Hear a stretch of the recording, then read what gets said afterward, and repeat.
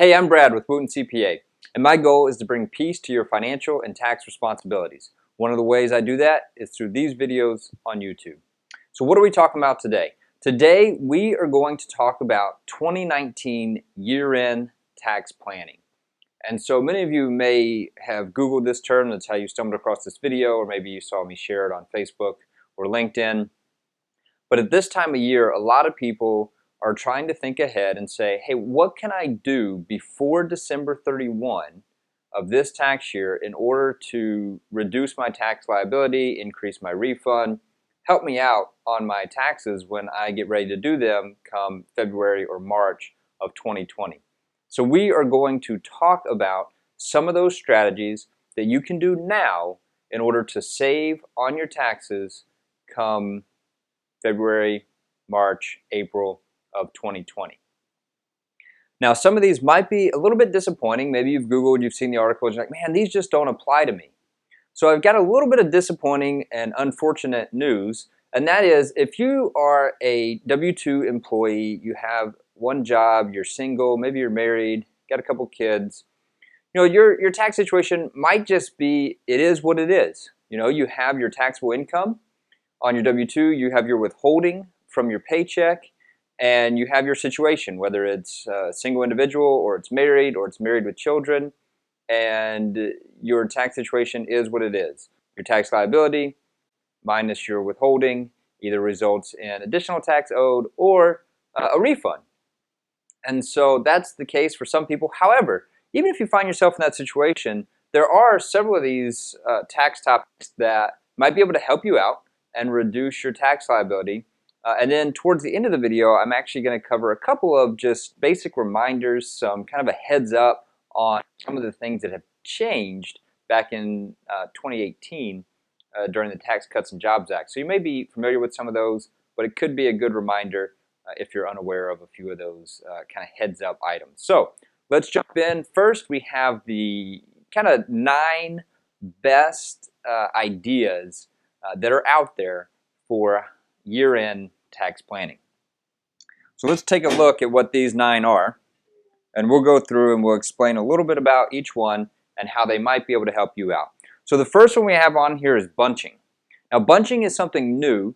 It's not necessarily new, but it became much more popular here after the Tax Cuts and Jobs Act, and that's because the standard deduction was significantly increased, which means less and less people will itemize their deductions. So itemized deductions, think home mortgage interest if you own your home and have a loan on it, charitable gifts to church or to Habitat for Humanity or some other charitable nonprofit organization where you can deduct your gifts to that organization.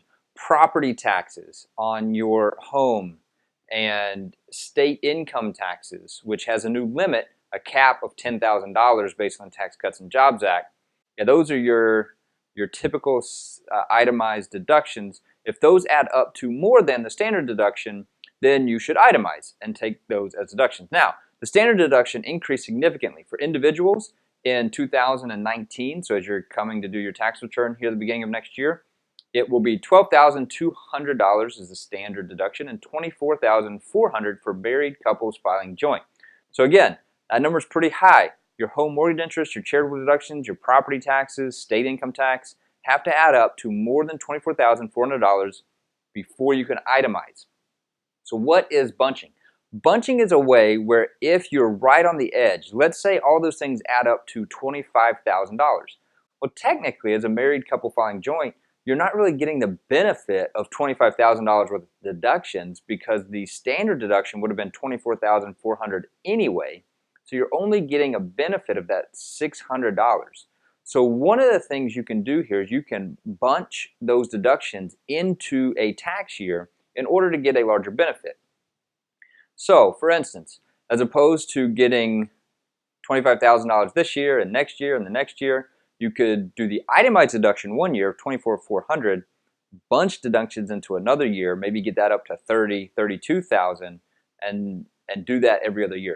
One of the ways you can do this bunching, if you're thinking, hey, this charitable gift idea sounds good, but I have missionaries I support on an ongoing basis, or I want to give my church a steady income, not just this lump sum, you can open up a donor-advised fund.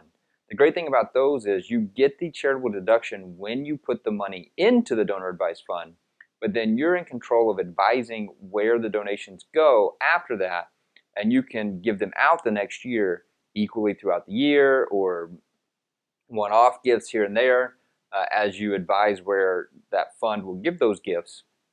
But you get the deduction at the time you put it into the account, not when it comes out and goes to your church or the missionaries you support. So that is bunching. Again, it's a way to itemize some years or get a better benefit of itemizing if you're right on that edge of $12,000 for individuals, $24,000 for a married couple filing joint. Number two. So number two is a little bit to do with the bunching as well, but it has to do with donating appreciated assets. So if you're close to the itemized deduction limit, one way to get over that limit, maybe you don't have the cash, oh, I can't give $6,000 cash. I don't have that sitting here to give this year in order to help with the bunching, but I do have some stock. Maybe you bought some stock 10 years ago at $5 a share that's appreciated now to $10, $15, $20 a share. Typically, you would owe capital gains tax, which is a preferred rate if it's long-term capital gains, but you would owe tax on that gain. If you donate that appreciated stock or any appreciated asset to a charity, you get the deduction for the fair market value, so the current value of $20 a share for that stock, not the $5 you paid for it. The other benefit is you do not have to recognize the gain or pay taxes on that gain from $5 to $20 a share. That just goes away. You don't have to pay tax on it, and you get the charitable deduction for the $20 a share that is the fair market value currently. So this is a great way, if you don't have the cash, to be able to give donated stock to avoid paying that capital gains tax on it, as well as maybe give a little bit more than you otherwise would have if you don't have the cash on hand.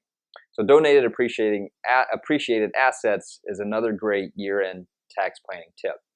So number three on our list is IRA. So if you're eligible to open up an IRA and put contributions into an individual retirement account, you can do that. The limit for 2019 is $6,000. You can do this for you and your spouse if you're both eligible. And so this is a way where if you have that $6,000 or $12,000 for a married couple, you can put that into a retirement account, deduct that against your taxable income. Now with those, you actually have until April 15th to do it. So you can do this after year end, before you file your tax return, and you get a little bit of an extra window to decide whether or not you want to do this, to have time to open up that IRA account, and to put your contributions into it. Now you do have to be eligible, and so you want to make sure you check those eligibility requirements. And the other thing here is not only do you get that deduction, but if, for example, you're a married filing joint couple, then your income is less than $64,000, you might also qualify for a retirement savers credit. This is a tax credit, again, just further reducing your tax liability. So number four on our list has to deal with capital losses. So again, maybe you have some appreciated stock that you sold during the year, and so you're going to have to pay capital gains tax on that stock. Or maybe you didn't hold it for a whole year and you had some gains that are going to be taxed at the ordinary tax rate for short-term capital gains. One thing you can do is if you also have some stock available with losses, you bought it for 20 and it's now only worth 5. Now might be a good time to recognize that loss. This is called harvesting capital losses. So you sell at an opportune time to let those losses offset other gains that you had in order to reduce your tax liability. You can also pick that stock back up. Now you have to wait a certain amount of time. You want to avoid the wash sale rules, so you might want to look more into that or ask a professional about that if you want to pick the stock back up. But if you're just going to sell it at the loss, you'll be fine. Do that and protect some of that income from being taxed. All right, number 5, this has to do with the net investment income tax. So this is an additional tax if you are married filing joint, you make more than $250,000, or you're single and you make more than $200,000, you will likely have to pay this net investment income tax. And so it is a additional 3.8% tax on your net investment income. So again, if you're going to hit that limit, you might want to sell some assets that have depreciated to get some losses to offset some of your net investment income, maybe get you underneath that threshold, or just shield some of that investment income from being taxed at that additional 3.8%. So that's the basic gist of that, is trying to decrease your investment income to potentially save on that additional 3.8% net investment income tax. Number six is to prepay tuition. And so maybe you have a child who is off at college and you're paying their tuition for them, and they qualify for the American Opportunity Tax Credit that you are taking on your tax return because they might still be your dependent, or maybe you're in your original 4 years of secondary education and so you're paying your own tuition. You can potentially prepay your spring semester tuition now in December to be able to bring that forward. Now you want to make sure that you're not already over the limit, already maxing out that credit, so that you're not prepaying it for no reason, but that's one option. Another thing is if you don't qualify for the American Opportunity Tax Credit, you might qualify for the Lifetime Learning Credit if you're taking some night classes. So look into those or reach out if you have any questions, and you might be able to prepay some tuition to take benefit of those credits now in 2019 to reduce your tax liability. Now, number 7 on this list is the 529. So this, again, has to do with your college education, your child's college education, paying for that. So a 529 plan, this is not going to save you taxes now on your federal tax return because there is no deduction for your contributions to a 529 plan on your federal tax return. However, there might be for your state tax return. So you'll want to make sure that there is in your state, but it's possible that if you contribute money, again, subject to maximum limits of what you can contribute in a year, you can open up a 529 account in your name to benefit your children and get a state tax deduction potentially for the money that you contribute to that plan in 2019. The next one is number 8, FSA, or a flexible spending account. So this is, your employer might have a flexible spending account where you can defer money from your paycheck into this account pre-tax in order to purchase healthcare items such as over-the-counter drugs or prescription medications, or pay the doctor copay. And so if you have one of these flex spending accounts, they are use it or lose it. So maybe you're contributing the maximum $2,700 a year for this, and your employer might have a benefit where you can carry over $500, or you can carry it over for 2.5 months into the next year to spend it. But the thing here is just a reminder, use the money left in that account before year end to stock up on some of your qualified medical items if you can, so that you don't lose that when we go into 2020. The other thing is, if your employer offers a flex spending account and you're not in it, you might want to look at opting into that in January in order to defer some of your income that you're going to spend on some medical expenses anyway into that, and thereby avoid having to pay tax on that portion of your income. Our last tip here before we jump into some basic reminders or heads up on some items that have changed is your defer or accelerate strategy.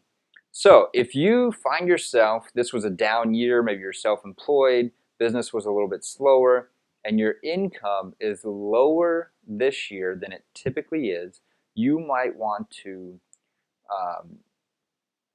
accelerate income into this year or defer deductions into next year. So if you need to purchase some new office equipment and your income is lower this year than typical, you might want to wait until next year to purchase that office equipment when you expect your income to be higher. You might also want to wait to send out some of your invoices in December, or sorry, if you're lower this year, you might want to accelerate for any clients who are willing to go ahead and pay for January, that you can invoice a little bit earlier to accelerate some of that income into 2019 if you're experiencing a little bit of a down year. Now the opposite is true. If this year you experienced significantly more income, business was doing a little bit better, you get a bonus this year that you might not expect next year, then you might want to defer income and accelerate expenses. So that covers our 9 basic tax planning tips for the end of 2019. If you have questions about any of those, you can leave a comment, you can email me, you can reach out, and we can talk more about them. So don't forget to subscribe to my YouTube page and hit the bell so that you get notifications of any new videos. I do plan on ramping up the videos as we get into tax season. Again, these are going to be subjects where I just want to bring peace to you and your finance and tax responsibilities, help explain some of these topics, make them easier to understand for you, and give tips and ideas here that will help you out. So again, subscribe to the page, hit the notifications, share with your friends so they can experience that same peace and understanding that you're starting to gain through watching these videos. Thanks for watching.